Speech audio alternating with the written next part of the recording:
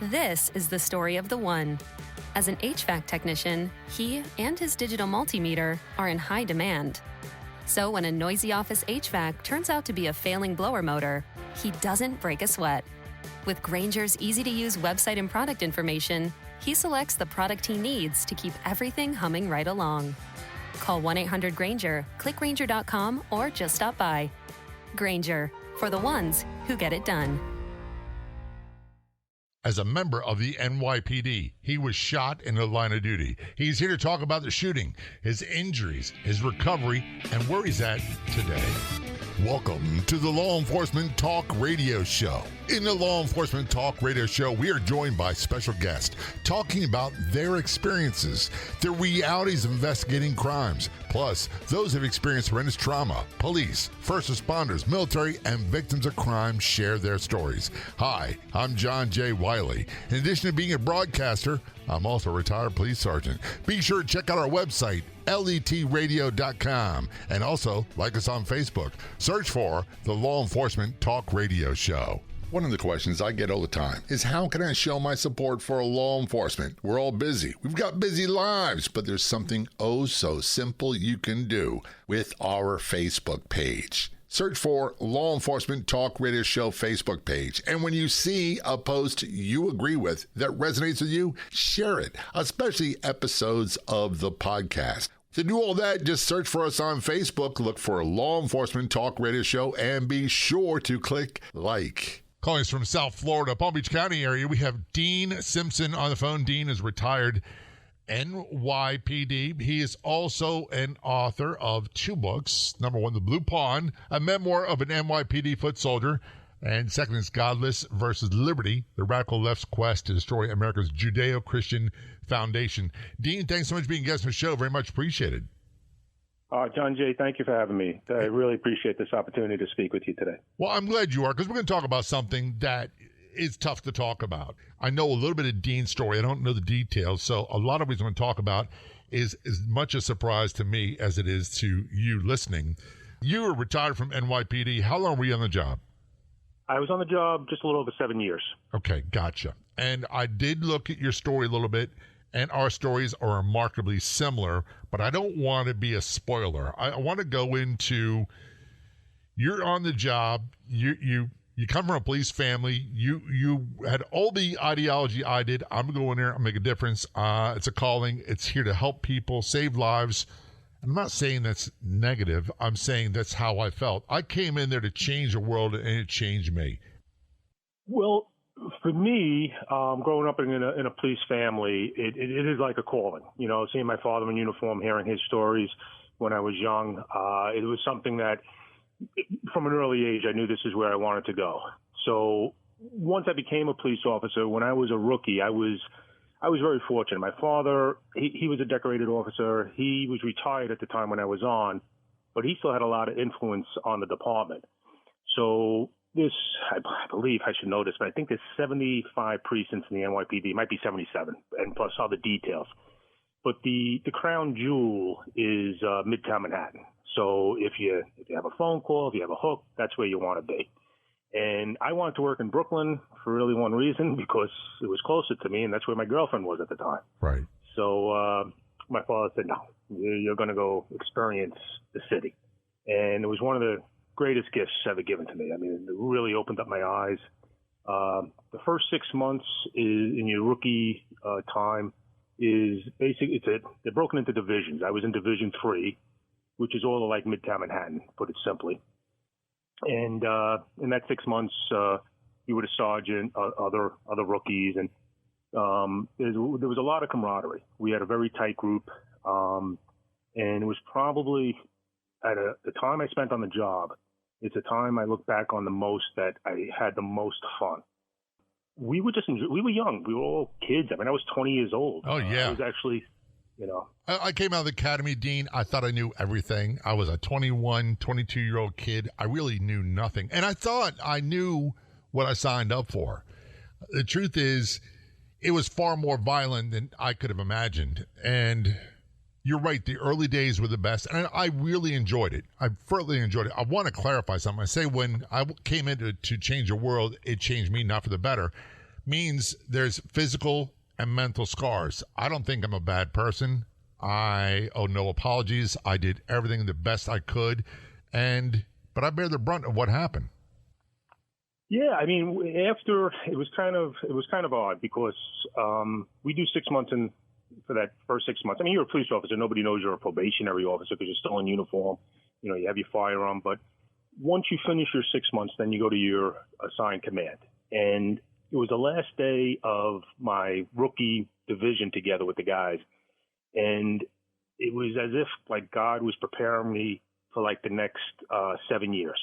Because there was a fire on the east side of Manhattan, and there were several fatalities, and our unit was sent there to secure the building. And I'm trying to think when I was a rookie if I ever saw any dead bodies. I don't remember. I know when we were in the academy, we had to go and, observe an autopsy. But on that last day, I didn't see the bodies were already taken away by the time we got there. But what was left behind stays with me to this day. And one of the things was there were nails embedded in the wall by the roof door. And what happened was they couldn't get out the roof door. It was against code. However, they had it locked, and that's where several people had died. And then when you say nails, it was fingernails. It wasn't nails. I'm sorry. Yes, I should have been more clear about that. It was fingernails. No, that's a horrible thing to see. Yeah, I was just like, this is terrible. And not being done with it, my sergeant, I was good friends with my sergeants. They were great guys, great mentors. He taps me on the shoulder and goes, listen, I need you to go down to the medical examiner's office. We're having a family come in to identify one of the bodies. And I'm thinking to myself, if there was ever a time I wish they didn't have confidence in me, that today would be the day. The last place you want to be is down there. It's a very depressing, morbid building to be going into. And that part, when I had to go in and the family identified the body, was something else. I mean, this was all the last day.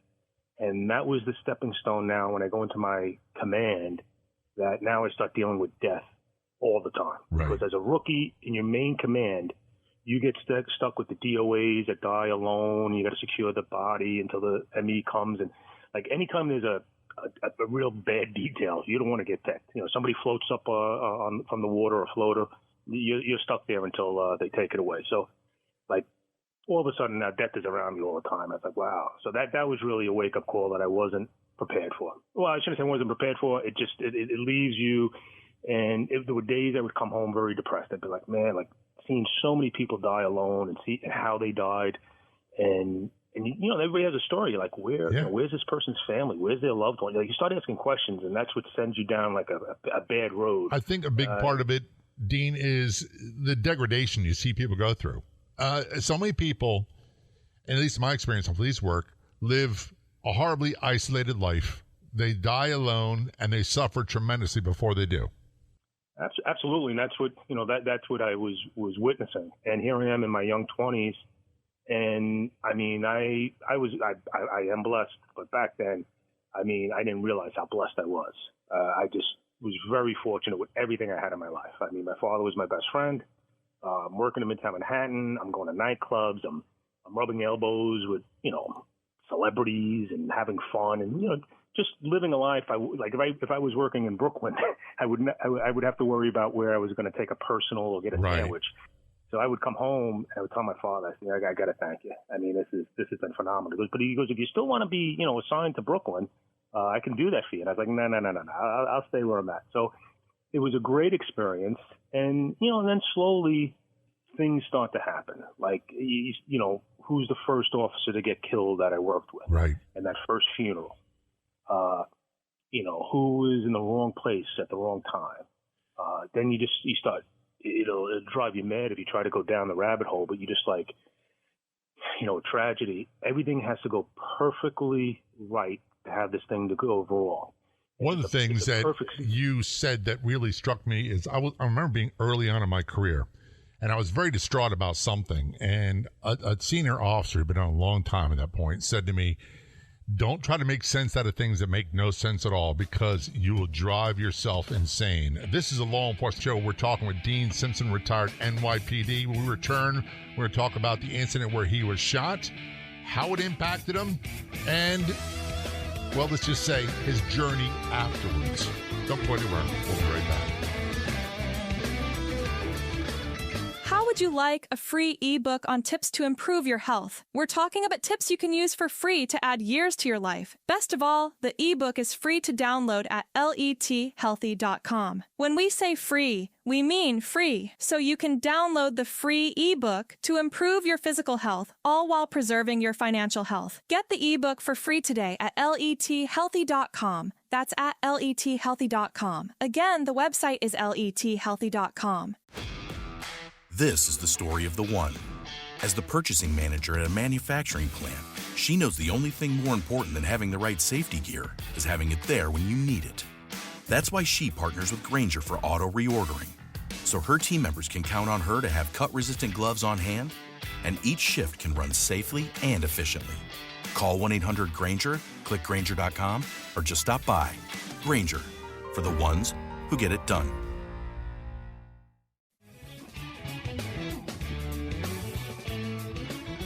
Return our conversation with Dean Simpson, calling us from South Florida. Dean is retired NYPD. He's also author of 2 books. Number 1, The Blue Pawn, a memoir of an NYPD foot soldier, and Godless versus Liberty, the radical left's quest to destroy America's Judeo-Christian foundation. Before I forget, Dean, let me say this. Thank you for your service. And earlier I alluded to the fact I knew a little bit about your story. I just didn't go into a lot of details, so a lot of this is a surprise to me as much as to the person listening. You were in Midtown Manhattan. You had a great assignment. It's the creme de la creme where people want to go in the NYPD. One of the things that I had to teach people a long time ago, I had to learn, and I learned the hard way, was it doesn't matter where you are, violence will find a way to get to you. And really bad stuff happens in the best neighborhoods because criminals drive, or in your case, take the subway or the bus or whatever. Yeah, evil travels, no question about it. And you never know. I mean, it could be in the most innocent of places.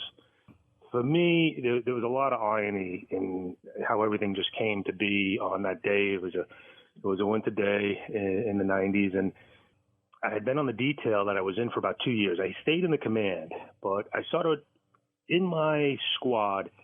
In my opinion, there were a couple of bad apples.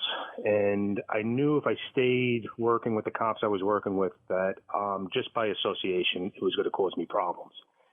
So the only detail that was available, there was a command level highway patrol open. Matter of fact, the lieutenant that was in charge of it, I played in a basketball league with, so it was pretty easy for me to make that segue. But there was really no other details available because there was a jam up on the job. There was no promotions. There was, things were kind of frozen. So I came home and I told my father, I said, listen, I said, and he knew about some of the corruption things that I was seeing. And I said, I had to do something. So I said, I decided to take this detail. And my father looked at me and he was like, like probably the 3 most dangerous things on the job is like, warrants, domestic disputes, and driving a squad car by yourself. And in this highway detail, you were by yourself. Mm-hmm. And I was kind of like, I'm a pretty good sized guy. I just, I was like, I can handle it. It's too stupid me, but I always had good tactics as well. So I said, with the car stops, I wasn't worried. I mean, I knew. Plus, I used my instincts. I have great instincts for the most part, and so I never had a problem with a car stop. But it was early one morning. I was starting the detail. I took the squad car down. Anybody who's familiar with Manhattan, there's the West Side Highway. And this was on 54th and 12th. It's at the back end of Clinton Park. The day before, I didn't work. I was doing something else, and I wasn't in the command. And there was a bulletin put out that there was a triple homicide in the projects that are adjacent to the park. Right. And the reason I bring that up is because if I knew that, I probably would have handled the following situation differently. And what happened was, as I get there that morning, there was a little bit of a drizzle. I see 2 guys. They just don't look right. I knew everybody in the neighborhood who walks the dogs, and I was like, these guys don't look right. Nobody's out because the weather wasn't too good. I backed the car up, and they kind of disappeared into the park, and I was like, I'm not having my back to these guys. I said, let me just go up there, see what's going on, and either get rid of them or whatever I have to do. So I walk up there. I don't see anything. And now the rain starts coming down pretty good, and I'm all set to go back to the squad car, and I don't know what I was going to do, but I think I probably wouldn't have stayed. I probably would have drove the car back up and went around the park again in the car. And before I could turn, I see somebody, my peripheral vision, come at me. And it was one of those things where you can appreciate this. You have that safety space, and whatever that is, in every situation, it could be different. Know, somebody gets into that space, you just kind of like, nah, I don't feel comfortable with this. Well, really bad things happen when people get too close to you. Well, exactly. And something I like to see some laws be changed about that. I don't want to get off on a tangent, but I've seen some of these protests, some of the protesters get right into the cop's face. And I think there should be a buffer for everybody's safety. And they're allowed to get away with it, which is a shame. But in my case, it happened so fast that, I wasn't going to be able to get to my service revolver in time. The person physically, I kind of sizing things up. I was like, okay, I didn't think the person was going to attack me in a sense, but I kind of was like, all right, let me see your hands. He had a hoodie on with the hood up, one of those zipper type sweat jackets, and where the pockets were on the side. And the next thing I know, one of his hands are coming out, and I see something silver and shiny, and it's just like, I know what that is. Right. I mean, it wasn't at me yet, and then it's a choice. I mean, can I get cover? I can't get to my gun fast enough, which, mind you, the gun should have been out. I mean, I would assume I should have probably, on most car stops, I had my firearm down by my side. I say most because sometimes I didn't. It's just one of those things I feel. But sometimes I would have it out. But something like that, if I knew what happened the previous weekend, that weekend before that Tuesday, I'm sure my instincts would have been a little sharper. So not being basically in no man's land, I decided I got to charge him. And so I charged him. I go right for the gun. I got both hands on the gun. To my surprise, the other person was pretty strong. We were in a pretty good tussle now over it. And I started really thinking to myself, I was like, you can't lose this fight. You lose the fight, there's a good chance you're going to lose your life. And so I'm just about to have the gun. I'm just about to get it from him. And the next thing I know, he knees me because I'm bent over and he got a position on me, and he knees me into my chest, and all I could feel was the air just coming out of me, and I just couldn't get it. I couldn't take a breath in, and went down to the ground. And I'm like, oh no! And now I can't breathe, and basically I'm at his mercy. So, but for the grace of God, he didn't put a bullet in the back of my head. I tried everything to roll over because I was like, if he's going to shoot me, I want to at least be able to, see the evil in this person's eyes before I go. And I couldn't even do that. So I was very helpless. It's something that gave me nightmares for a long time afterwards. You just felt that feeling of helplessness. And there's a nightmare that I'm sure a lot of cops can relate to is, I haven't had it since I was a cop, but the one where you do have your service revolver out and you can't pull the trigger. You just not strong enough, or it's just not pulling. It's not working. You're not able to pull it. It's just not working. Yeah. Or the bullet dribbles out of the end, or worse yet, it's like I need it and I have to use it, and I wind up hitting an innocent person. That too. So all those things kind of go through, and in those nightmare scenarios, never one of them being that I was going to get the wind knocked out of me and lay in a puddle of water, and basically have my life being determined by this assailant. Before we go to break, Dean, I want to say this. What ended my career was a fight for my service weapon while still in my hand, and fighting and all the rounds being fired off as a revolver. That's how long ago it was. And fortunately, he survived. I survived. I couldn't hear for a while. I thought I sprained my wrist. I wound up having multiple surgeries on my right hand, and steel plates put in. I was retired at the age of 33. That incident still affects me physically, not so much mentally like it used to, but it was a no-joke thing. When you know someone is going to try to kill you, it is a life-changing incident. We're talking with Dean Simpson. This is the Law Enforcement Show. We return. We're talking more about the incident and how it impacted you. Don't go anywhere. We'll be right back. There's a couple ways you can stay in touch and keep informed of what's going on with the Law Enforcement Talk Radio Show. Number one, go to our website, letradio.com. Sign up for our email newsletter. It's real easy to find. I promise we don't spam you. I send out about one email every 2 weeks or so. And there's also a feature called broadcast channels on our Facebook page where we send messages directly to your inbox, directly to your messenger. Real easy to sign up for. Make sure you like or follow the Law Enforcement Talk Radio Show Facebook page. And up top, you'll see broadcast channels, one for pre-podcast versions of the radio show, another one top post of the day.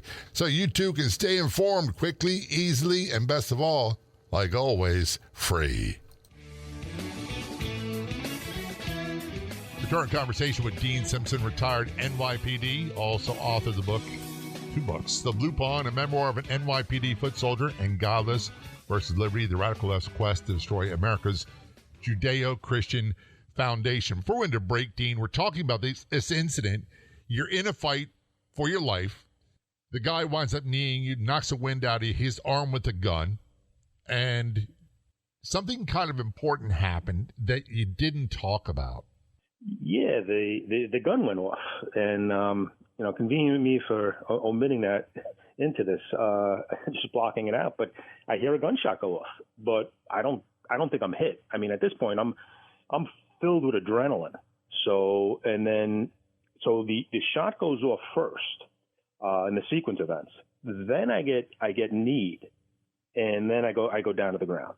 So it's not until at some point. That's right. I didn't call on the radio because now I can't talk. It's the security guard. The piers are across the street and they have a security guard there. He hears the gunshot. He calls 911 and I can hear the sirens coming. And what happens is one of the guys show up at the scene.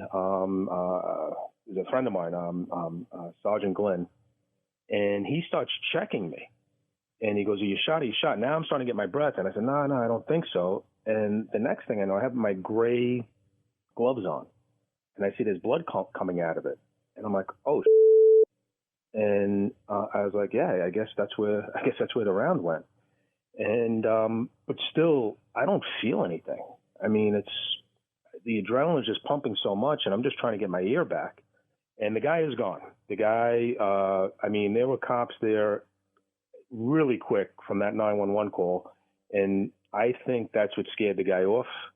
I couldn't hear too well, so I don't know exactly when I was able to start hearing the sirens because I was getting a ringing sound. Yeah. So I have a feeling that the guy heard the sirens before I did. So thank God he took off, and now I'm in the back of a squad car on my way to Bellevue Hospital. You've been shot in the hand. Shot in the hand. And still don't know if I'm shot anywhere else. Because a second round how many times did you have to pat yourself down after incidents? We did it all the time. Are you okay? You been hit? I don't know. Let me check. Yeah, I don't know. At that point, you just kind of like, and the sergeant, he was great. I just was like, at that point, you start getting at the shock a bit. We live every day. You wake up. Pretty much, we like our anchors. We like our routine. We like doing certain things on certain days. And I liked my routine there. I actually loved my command. There was a lot of things I really loved about the job.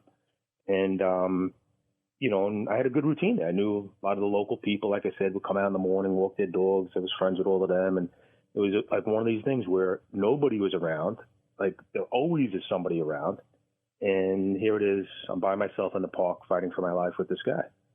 So, did you realize at the time that was life or death, or that dawned on you afterwards? No, I knew in the struggle. There was a point where I turned around and I said, I can't lose this. I can't, dude.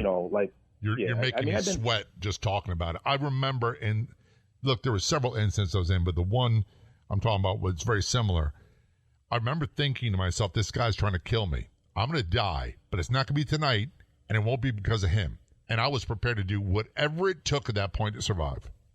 And I think that's the part where, for some time afterwards, I was really mentally beating myself up. I mean, it was a lot of the physical injury wasn't that bad. I mean, the hand was a bit mangled, had an operation, was supposed to get a second, wind up, then you start fighting with the brass. I mean, there was, like you can have so many fronts. And here I am, I'm dealing with a physical injury, then the mental injury starts coming in. Now, my one doctor, orthopedic, he wanted to have a second procedure done. The department's declining it. I'm just scratching my head. I'm like, I mean, decline. What do you mean declining it? If that's got to get done, so it just became. It just seemed like everywhere after that point there was a battle, and there was just stress, and there was frustration, and the days just got darker. I mean, it was just one of these things where my dream was. I mean, I was always. I love learning. I love school. So my whole thing was, to go up the ranks. I mean, this was going to be my career. Yep. And in a flash of an eye, now I'm arguing with some police surgeon on what day I should have to be forced to go back to work. And I'm like, you see that my hand is wrapped up and my arm is in a sling, right? I mean, I'm looking at the guy. I'm like, what do you want me to go back and do exactly? And, well, you can answer phones with your other hand. And I'm like, yeah. I said, or I can let you know when I'm ready to go back. And, because I still got to get from point A to point B. And there was just a lack of compassion. There was a lack of – when I talk to other people that went through similar situations, somebody who comes to mind is somebody that I think you're familiar with, my friend Christine. Yep. And when I actually had read a story and saw interviews and I've said to her, I said, it's exactly what I went through. I said, it was almost a diversion. I don't know if it was good or bad, but there were times I was so off at the brass that I was forgetting that I nearly got killed. So, and that was you're like preaching to the choir. Hell. One of the things that happens, and this is what a lot of people don't understand, you get seriously hurt, you get very close to dying, you have potentially career-ending injuries, and at that point, you are a number to the city or the county or the state, whoever it is, and the bean counters get involved, and your life becomes a non-issue. It's about getting you off the books, getting you retired, or getting you back to light duty, or whatever it is, and it's as if whatever human compassion is for the individual is gone, because then you're just a number to them. Well, I had a little bit of a meltdown. And this was part of the descent. Now I'm going for rehab, and I have to report to the police surgeon every once in, I think it started with once every 2 weeks. The first time I was there, he was looking to push me back, and I'm like, that's going to be a problem. And I went to my father, and I was like, listen, Dad, I said, I don't want to stay home. I don't think it's healthy, but I'm not ready to go back yet either. And then we were having an issue with the second procedure, and I had to have something typed up. It was a 2-sentence thing to have done. And I called into the police surgeon's office, and there was a girl there that I knew. And I said, listen, before I come, would you mind? And they had offered. They said, Dean, if you need anything, I said, I just need this one thing signed because I got to get that to my doctor. No problem. And I showed up, and the sergeant there, you got to picture this. There's 50 guys, and men and women in this room. And he comes out and goes, is this him? Is this Simpson? And I'm looking like, what the hell did I do? And then the guy just starts berating me. Now, I've been in the service, and I understand, I'm in basic training, and I do something stupid. I'm going to get yelled at, screamed at, I do push-ups. You understand that. But we're all professionals here. If I did something, just pull me inside, tell me what it did. You want to reprimand me, fine. But don't strip me down in front of everybody. And he goes on, this isn't your personal secretary, and how dare you? And he goes on for a couple of minutes, and I'm just standing there in shock. By the time I calmed down, I went, but for the grace of God, the guy left for mealtime or something. He wasn't there. By the time it all sank in, I really think I had a nervous breakdown. I start going berserk. And I'm like, who does this guy think he is? And I just went nuts. And I wound up coming home, and, I said to my father, I said, this isn't right. And he was away at the time. So we were actually talking on the phone about it. And he goes, stay by your phone. And I hate to say this because I know there's so many cops that have issues and they don't have that phone call. They don't have somebody to reach out to. And this is where I say I know I was fortunate in many ways. And this was one of them. 5 minutes later, I get a phone call from the sergeant apologizing to me. And I'm like, I said, who is this? That doesn't happen very often. Trust me. In our world, that doesn't happen. We're going to take a short break. We're talking with Dean Simpson, retired NYPD. He was shot, had injuries to his hand, and began the process of, for lack of better words, a downhill spiral. Let's put it that way. When we return, we're going to talk about the incident that changed his life, his books, and more. Don't go anywhere. We'll be right back. One of your top destinations on the internet should be letradioshow.com. That's our website. You'll find every episode of the show as a free podcast. They're all converted to a podcast after airing on radio. You'll also find great blog articles, op-ed articles, and much more, all at letradioshow.com. That's letradioshow.com. Don't forget, it's all free at letradioshow.com. If you're an HVAC technician and a call comes in, Grainger knows that you need a partner that helps you find the right product, fast and hassle-free. And you know that when the first problem of the day is a clanking blower motor, there's no need to break a sweat. With Grainger's easy-to-use website and product details, you're confident you'll soon have everything humming right along. Call 1-800-GRAINGER, click Grainger.com, or just stop by. Grainger, for the ones who get it done.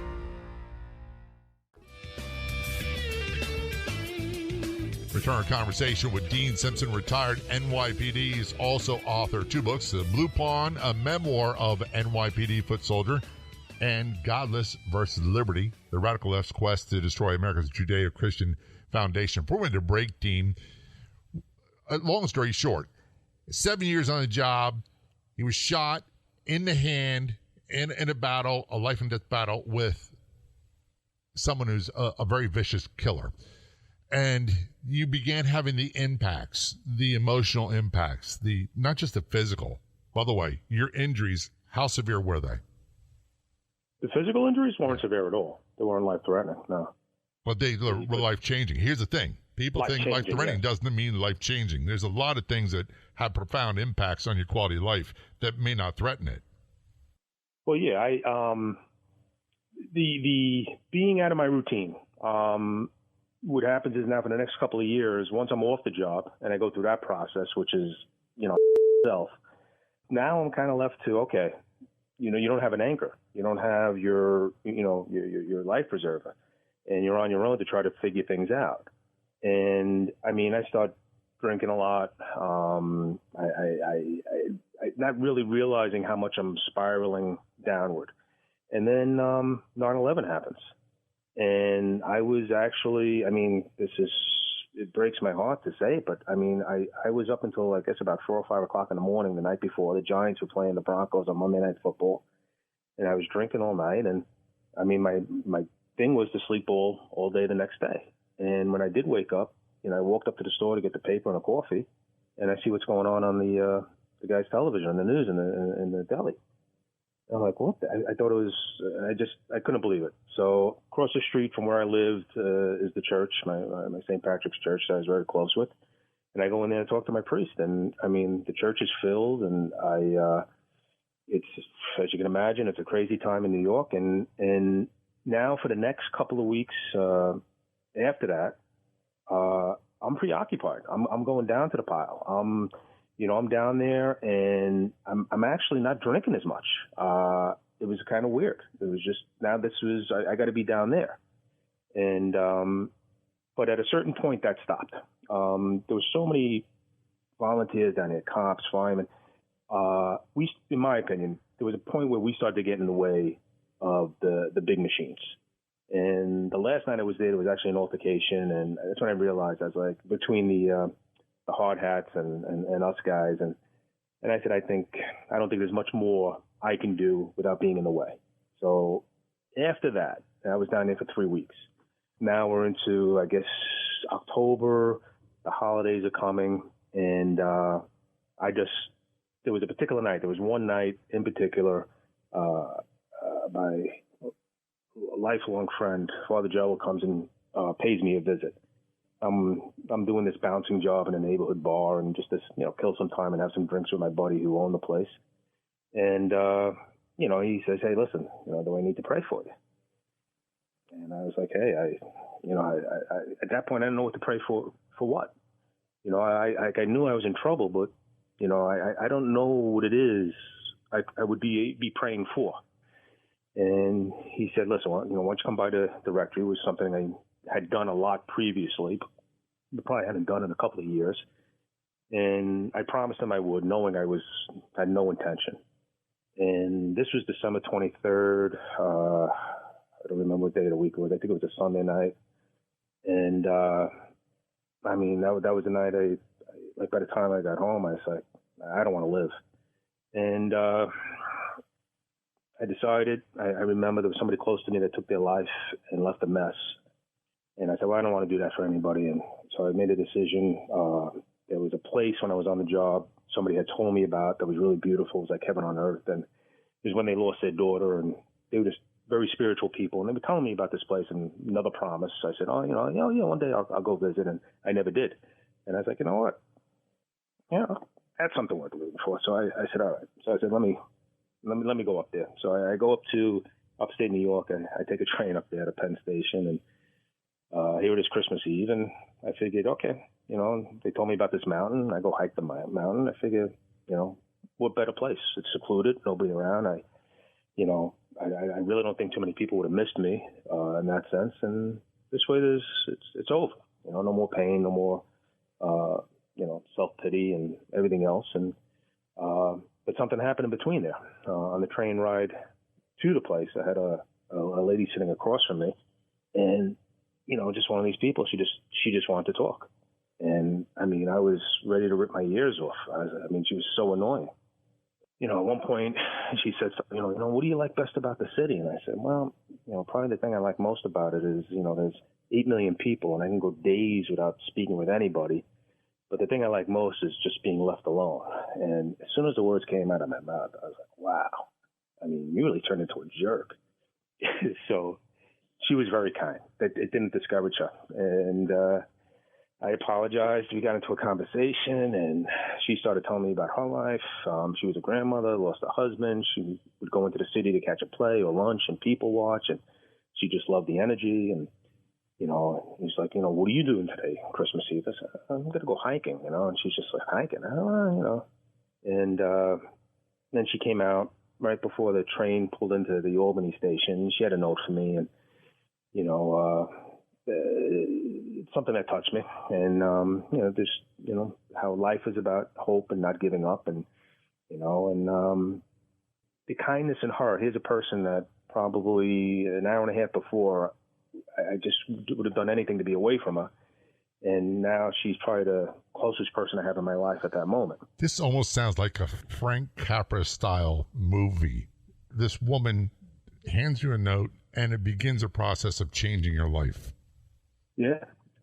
She was saying, she was like, life's a gift. And I think that's something we forget. I think it's something that we, when you're in the darkness, it's very difficult to turn around and be appreciative. And one thing I had to start doing, well, I had a moment on the mountain. I made some promises, and, I knew the alcohol was an issue. So that was going to have to be, the first battle. And then, the next thing was, you got to do something with your life, because if you concentrate on yourself, you're going to be depressed, and you're going to be so consumed that you're not going to look at the rest of the world. And that's just not a good way to live.